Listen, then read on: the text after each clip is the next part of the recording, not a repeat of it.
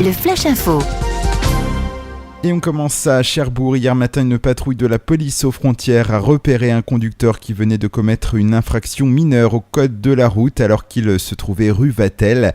La vérification de son taux d'alcoolémie a révélé qu'il conduisait avec 2,92 g par litre de sang. Il a été placé en dégrisement puis auditionné. Ce breton de 31 ans demeurant à Janzé en Ille-et-Vilaine sera convoqué ultérieurement devant un juge du tribunal de grande instance de Cherbourg. C'est désormais officiel, le cinéma L'Odéon est repris depuis hier par le groupe CGR, une reprise qui pourrait en surprendre plus d'un tant la programmation du groupe et du cinéma d'art et d'essai sont souvent bien opposées. Le nouveau propriétaire assure que l'esprit de l'Odéon sera conservé et souhaite ainsi mettre en place une programmation complémentaire et non concurrentielle comme ce fut parfois le cas par le passé. Pour assurer la transition, la directrice emblématique de l'Odéon devrait rester pendant 1 an aux côtés de la nouvelle direction. Excès de vitesse, un automobiliste a été contrôlé par les forces de l'ordre hier à 9h45 sur la RN13 à hauteur de Sainte-Mère-Église dans le sens Caen-Cherbourg.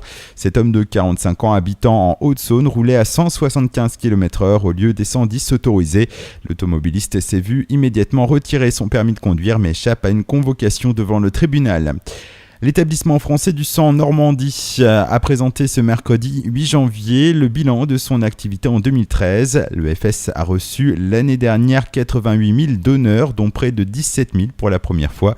Et si vous souhaitez connaître la collecte de sang la plus proche de chez vous, un site internet www.dondusang.net.